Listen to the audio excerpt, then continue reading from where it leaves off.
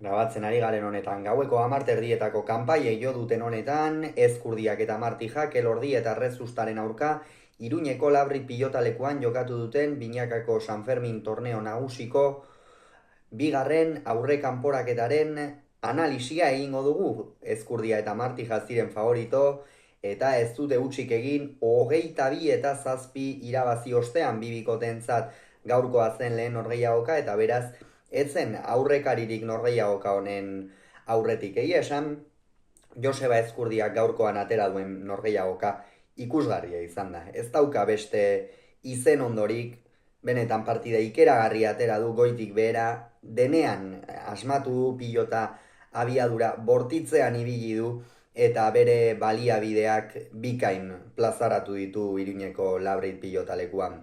Partida hasiera oso berdindua izan da, 5 eta 4 joan dira Elordi eta Rezusta aurretik, egia esan bi aurrelariek oso hasiera ona eman diote partidari, batez ere Aitor Elordik.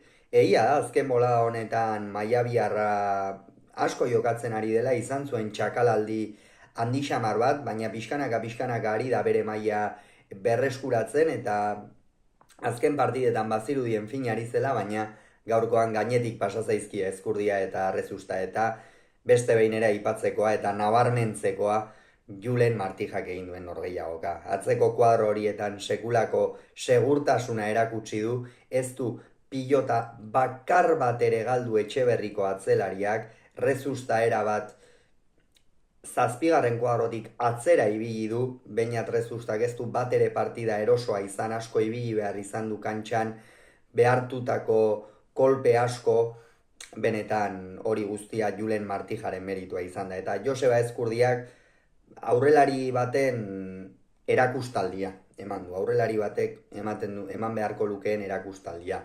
Boleaz bizi mugitu du pilota, horren ondorioz Aitor Elordi askotan behartu du, eta badakigu Elordi azken bolada honetan defentsan ere ez dabilela fin, eta bigarren pilotak adan bukatzen, eta bukatzen inspirazio handiarekin aritu da Ezkurdia, eta hori izan da partidaren gako nagusia. Horrez gain, Julen Martijak dominatzeaz aparte, atzeko kuadro horietan ere askotan jarri du pilota ezker horman, eta bainat Rezusta naiz eta ezkerra izan oso pilota deserosoak etortzen zitzaizkion, azpitik eraman beharrekoak askotan, bestela oso goitik, postura naturalean eramateko oso zailak izan ohi diren pilotak, eta ondorioz 12 eta 5 jarri dira aurretik. Pentsa, 4tik 20rako bidea zuzenean egin dute Ezkurdiak eta Martijak, esan bezala, Joseba Ezkurdiaren aurreko erakustaldiarekin eta Julen Martijaren atzeko segurtasunarekin eta baita ere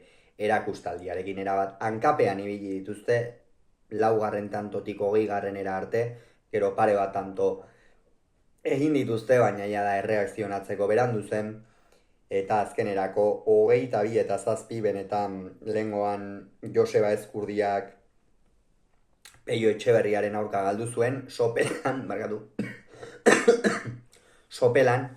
22 eta 19 partida gogorra jokatu zuten, egia esan biek ala biek, eta gaur berri sekulako erakustaldia eman du, eta horrek esan nahi du Arbizuarra oraindik ere hemen dagoela, tarteka erakustaldiak ematen ditu, eta esaten du ni hemen nagok, eta gainera halako Julen Martija baten laguntzarekin bikote hau garaitzea oso zaila izango dela, nabarmen xamar geratu da San Fermin torneo honetan. Hauxe beraz esan beharrekoa, gogoratu, Ezkurdiak eta Martijak 22, Elordik eta Rezustak 7, Ezkurdia eta Martijak beste 2 partida gehiago jokatuko dituzte San Fermin torneoan.